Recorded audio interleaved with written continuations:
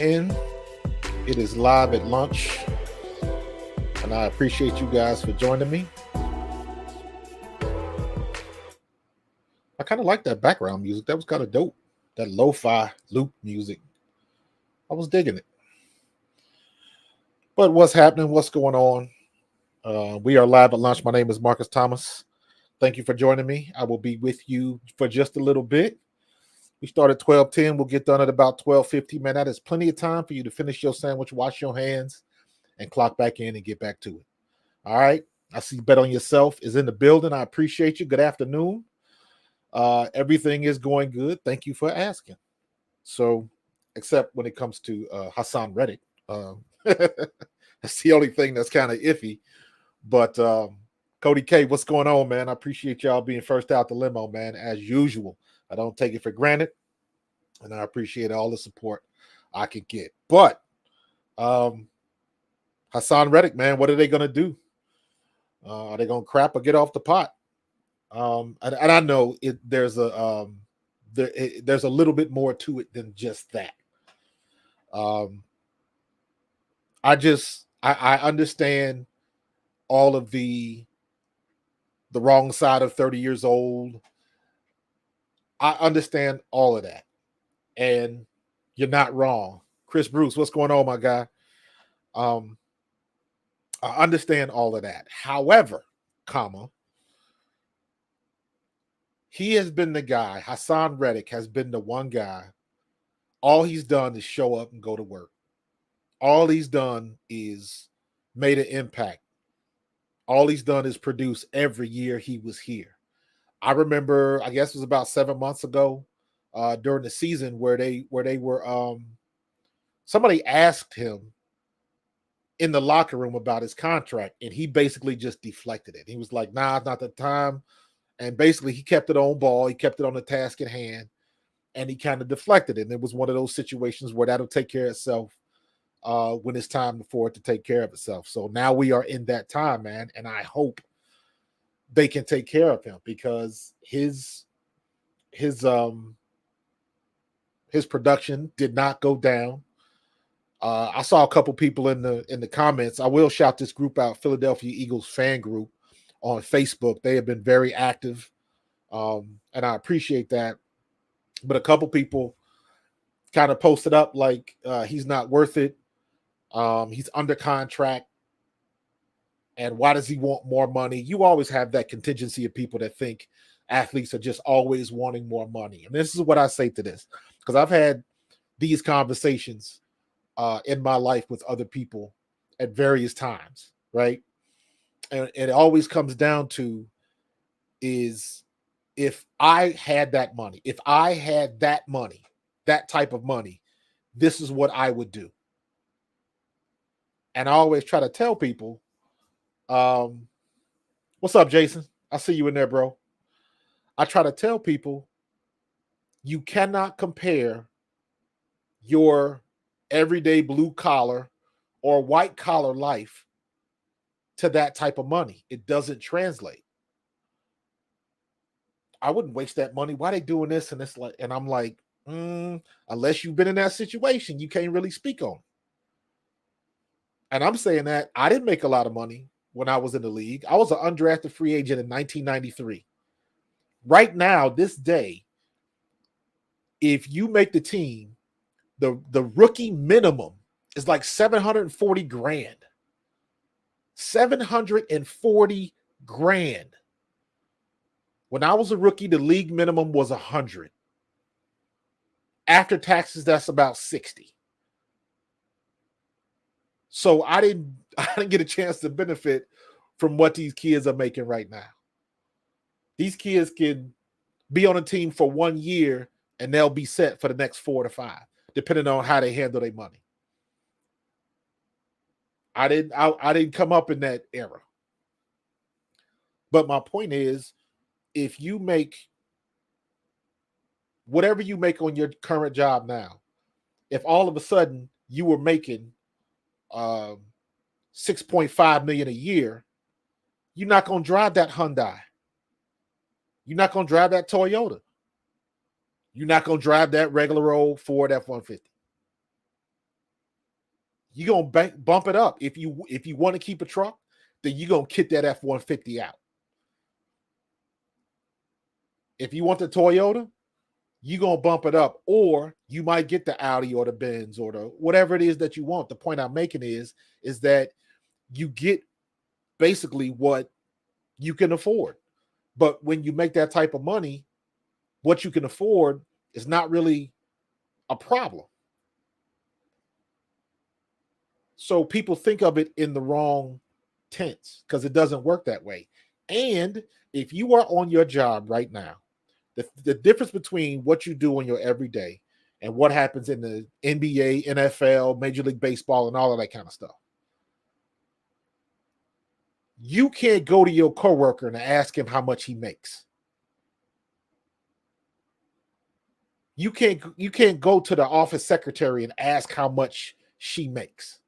You can't do that. In the professional leagues, everybody knows how much you make.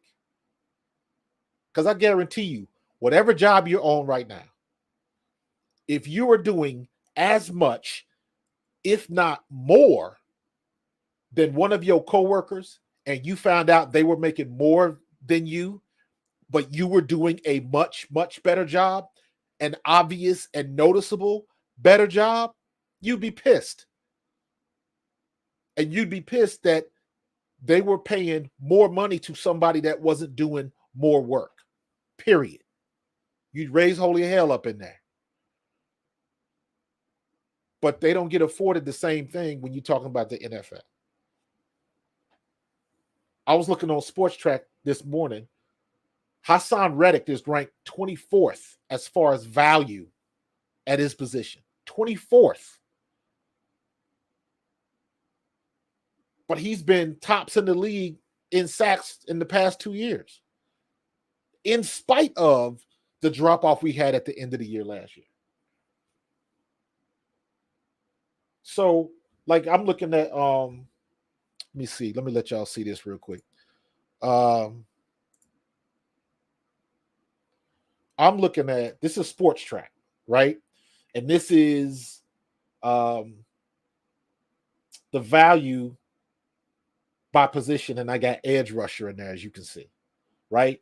Nick Bosa makes sense. Brian Burns, TJ Watt, Myles Garrett, Montez Sweat, they all make sense. But now I'm looking at the money. Now this is considered average annual value, right? So look at the money, but now if you look at the left, look at the rank of the player. And you see if it matches, just based on your opinion, because it's all opinion. You know what I mean?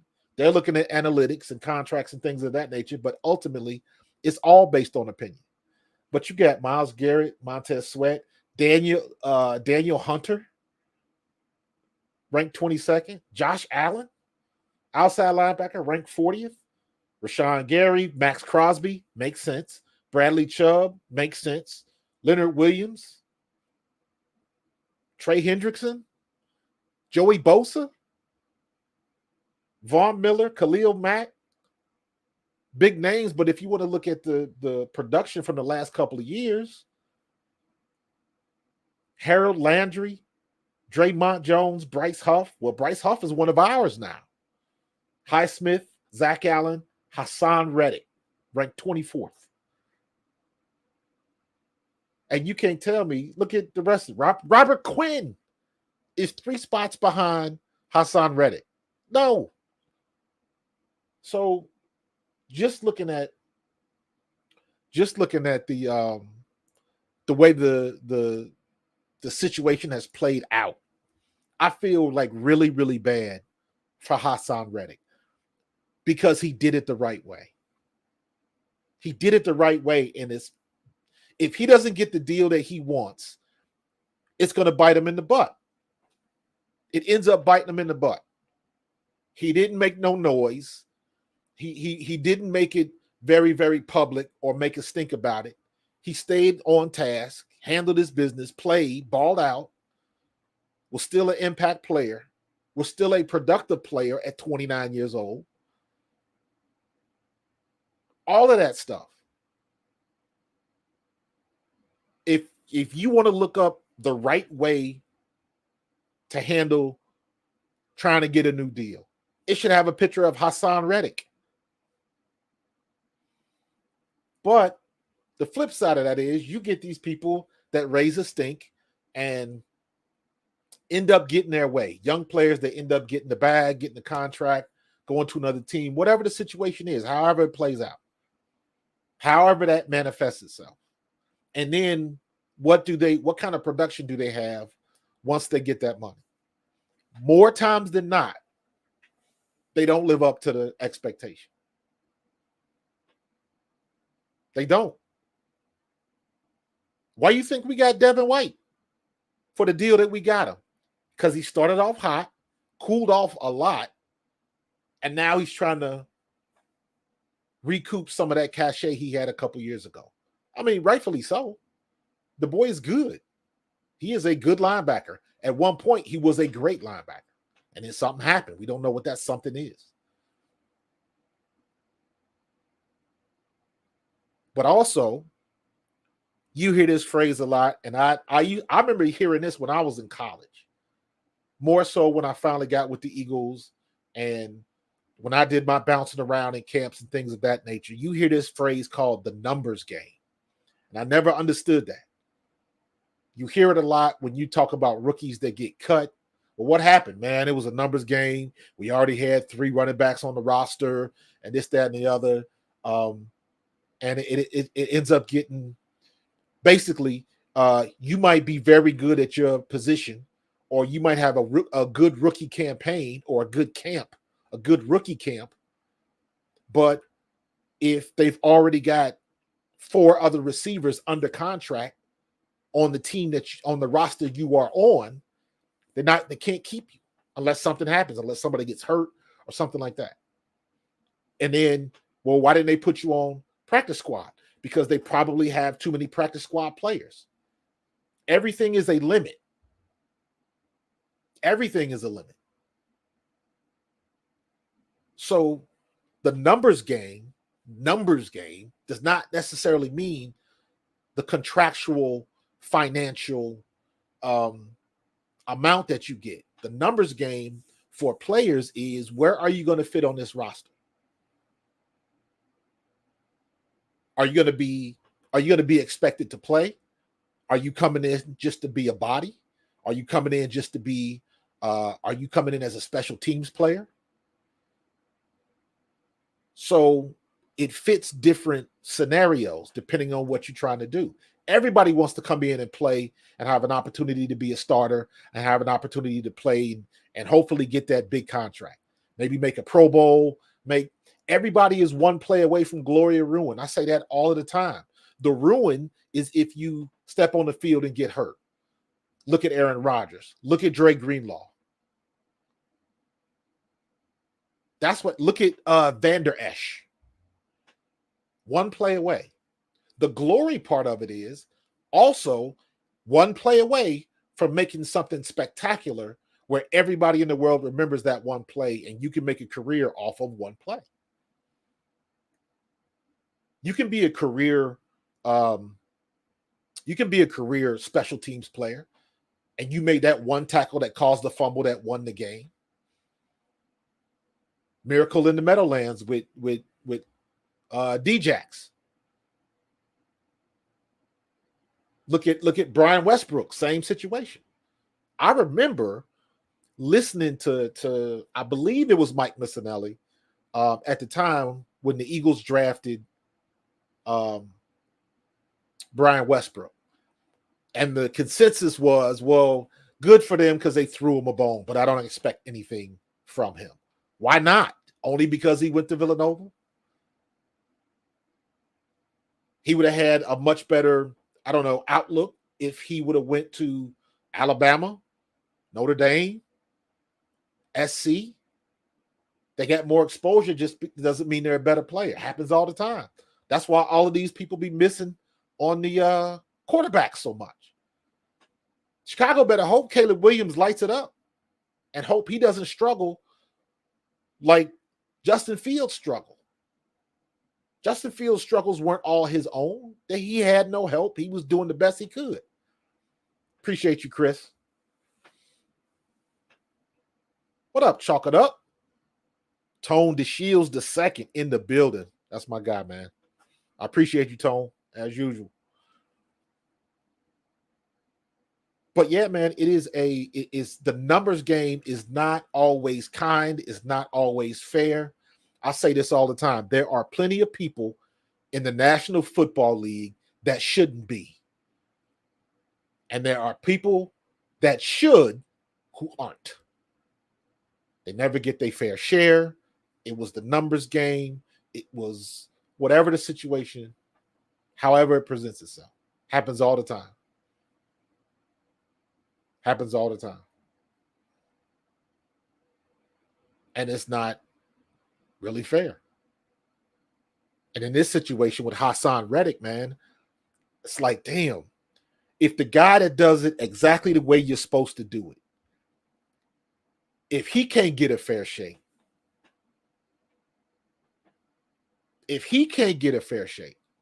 so for all of the people that want to rip into these athletes trying to restructure or get a new contract before their contract is up, for all of them people that say they're being too greedy and all of that kind of stuff, you got to reevaluate that stuff. Because what else are you supposed to do?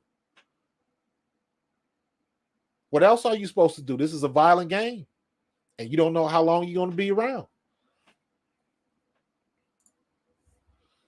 Absolutely, Tone. Absolutely.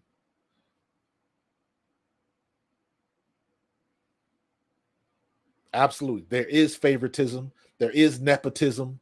All of that kind of stuff does exist. And again, it's not fair. Just because you're part of a coaching tree still doesn't necessarily mean you're the right person for the job. And the bad part about that is, and it happens every year. So we should have plenty of data that would suggest teams do something different, but they don't. They don't. How many times is certain coaches going to get certain jobs when they have never had any success wherever they were? How many times is that going to happen? Meanwhile, dude, Chris, you just took the words out of my mouth. Meanwhile, Eric Bieniemy never gets the opportunity to fail. Never gets the opportunity to fail.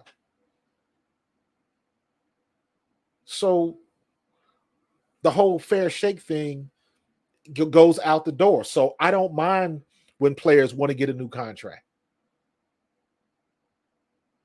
That doesn't bother me at all. Get your money when you can get it. Because the truth of the matter is the income of the league, of the NFL as a whole, the income of that league continues to grow. It grew this year. It's going to grow next year because the television deals are getting bigger and bigger and bigger. And now you have more players in the market because ESPN is still going to do it. NFL Network is still going to do it. ABC, CBS, NBC. And now you got to throw in YouTube, Amazon, Hulu, Apple TV. You got to throw all of the digital services in there. Everybody's paying money, period. So that pot just continues to get bigger, man.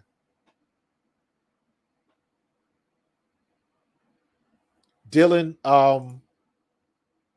Atlanta to me looks like the best option right now. I know there are other teams interested, but based on what I've seen, Atlanta looks like the best place for him.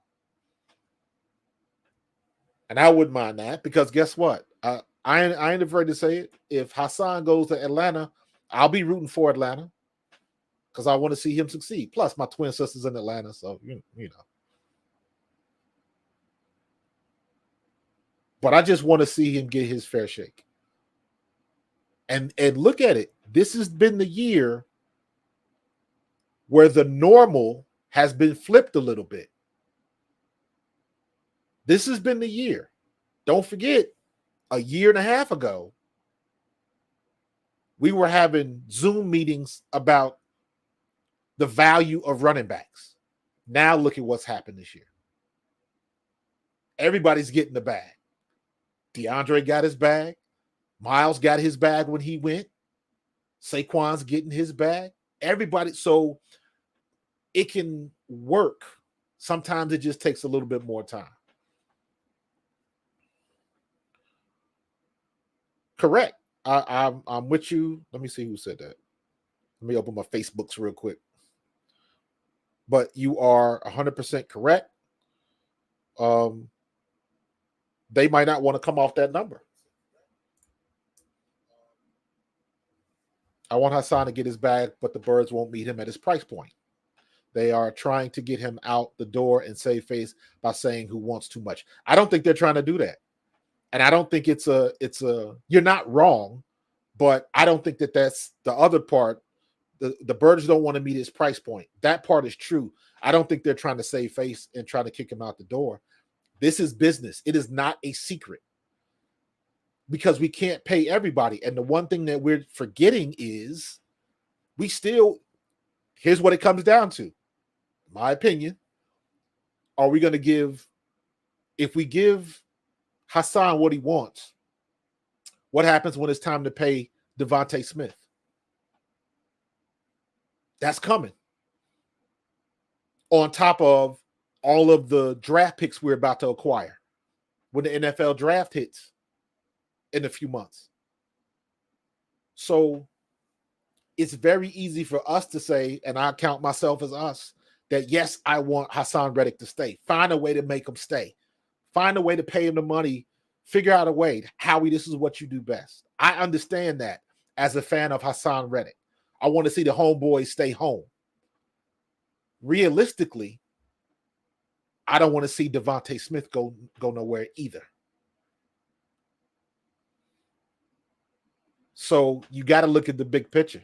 And again, I will say this. This is why Howie gets paid as much as he does. This is the stuff that he has to think about every day up at 3 o'clock in the morning, making deals and all of that kind of stuff.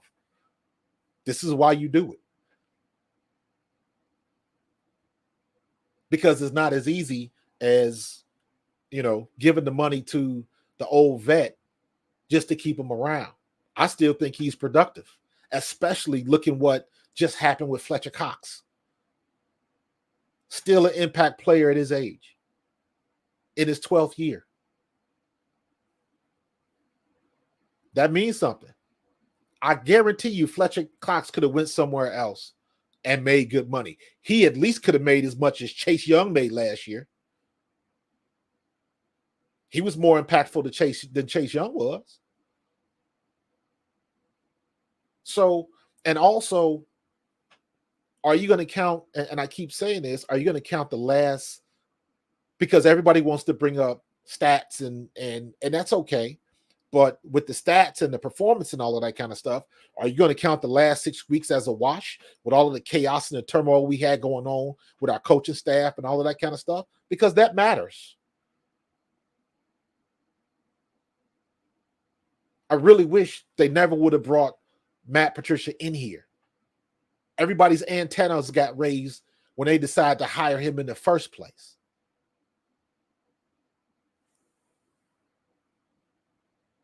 Maybe Slay wasn't all wrong. But you just, there's never been a situation that worked like that before.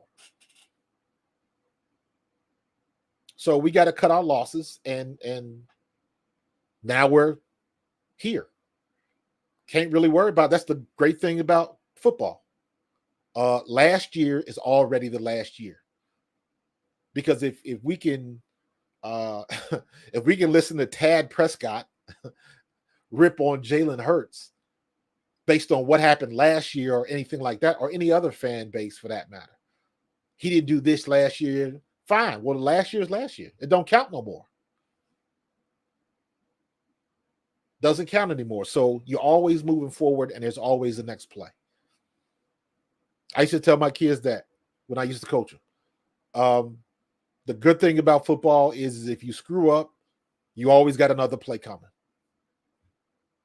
So you got a chance to make it right. But I'm hoping that Howie can work some magic and we can figure out a way to do it. So we'll see what happens. It's going to play out one way or the other. I still think I'm thinking Atlanta is the way to go. But you got to remember, he has to be willing to accept it. Probably will, but that is something that you got to throw in the pot. He has to be willing to accept it. And Atlanta has to be willing to come to the table with something that he wants and that the Eagles want. Eagles do not want to be in a situation like Denver. Because, dude, I am giving Russ Wilson, I'm giving him the golf clap, man. What he just did, checkmate on Denver, because of the way that Sean Payton treated him. Denver get whatever they get.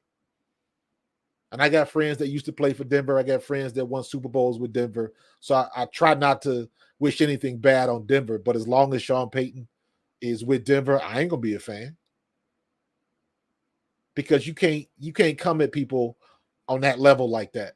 Not in this day and age, and think you can get away with it. Because it's cliche when you say, well, he picked the right one this day. Because Russell Wilson is not that dude to go off and cuss you out or cuss you back, or he ain't that dude. That's why he got away with it. Because Russell he's not that personality that'll get right back in your grill. Doesn't matter that you a coach and all of that kind of stuff. So yeah, he did pick the right one. And you know, Russell Wilson had his struggles, but guess what? He was trying to make the best of a bad situation. Don't nobody go out there and try to throw picks and get sacked and all of that kind of stuff. And then he ripping on Nathaniel Hackett and all of that kind of, like, don't nobody. And guess what? He ain't do much better. So when you see stuff like that, man, it's got to go both ways.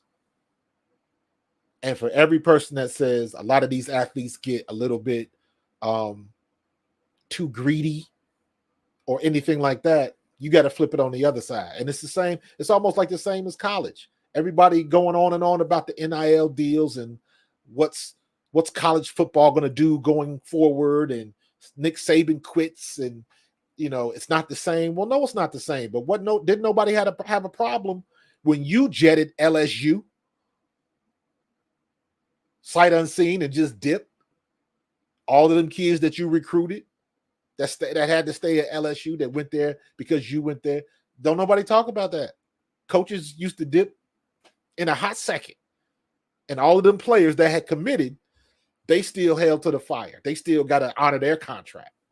So guess what? The NCAA as well. They get what they get. And the NFL, the shift is just coming back, where players are really now starting to get that equity back. And it shifts. It really shifts. So I'm glad to see the running backs getting a little bit more money. I'm glad to see that everybody at least is getting the opportunity to get their bag. And some people are going to fall through the cracks. It happens every year. I just hope that one of those guys isn't Haason Reddick, whether he stays here or not. Yes, I'm going to be biased because he's our player and he's from this area. But it is what it is.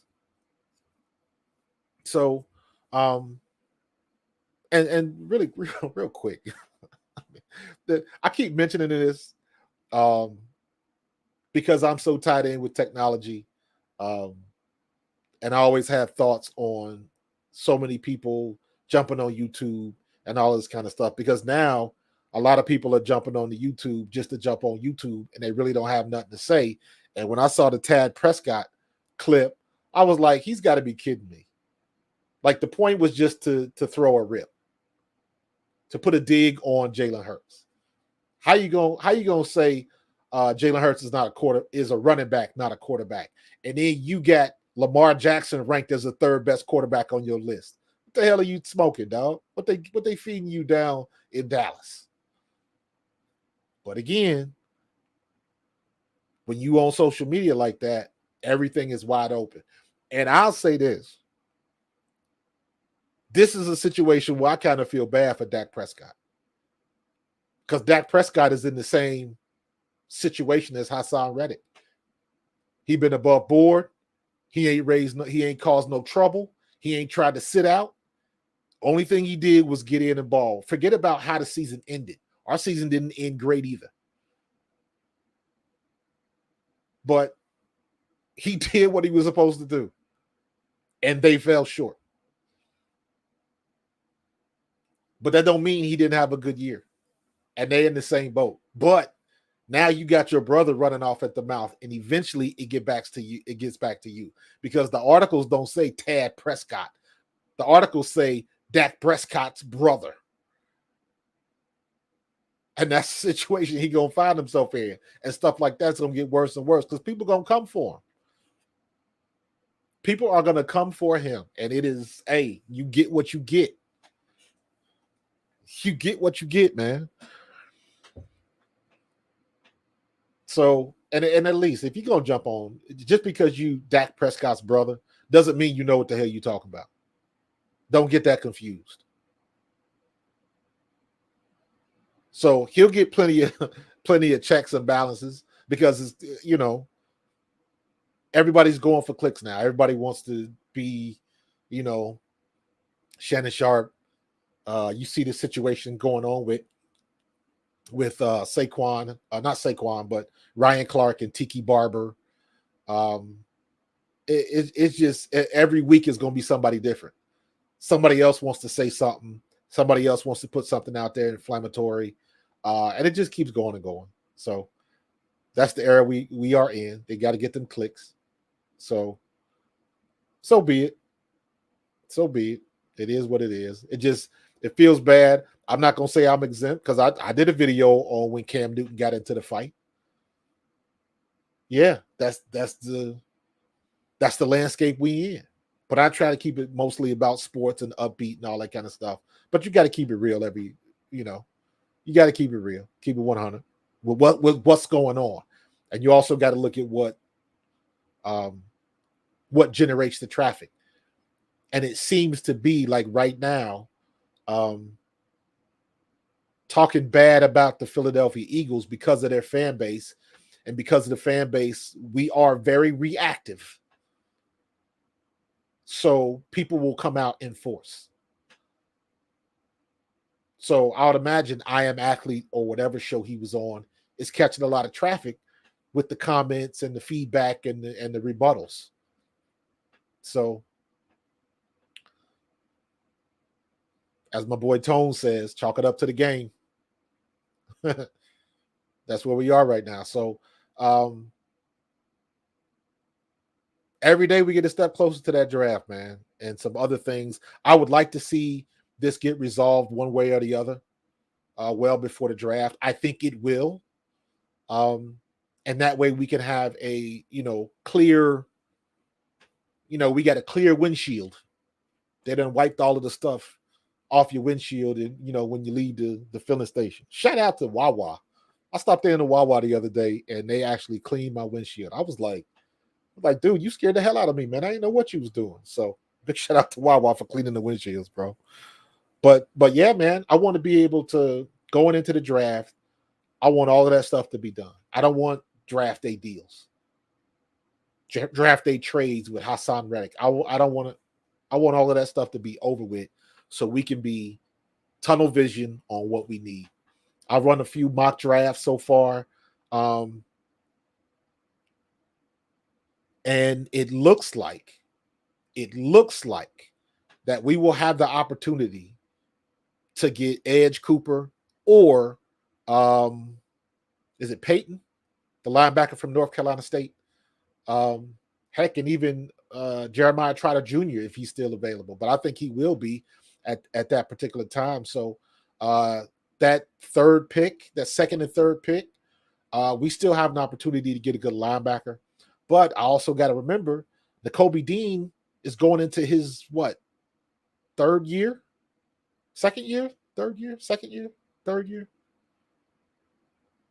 he's been so off and on. It's hard to remember. I think it's his third year. So are they still high on Nakobe Dean? I still think Nakobe Dean can be a good player, but he got to stay on the field. But even saying that, name me one player where you don't have to say that about. You got to stay on the field. So the staying healthy is like a blanket statement that you got to put on everybody. Saquon Barkley is in the same exact position that CMC was in before he got traded to San Francisco. He's in the same boat. Christian McCaffrey had been hurt.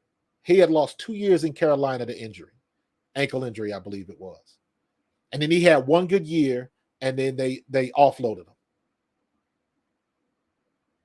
And San Francisco took the chance, and they paid dividends. We're in the same boat with Saquon.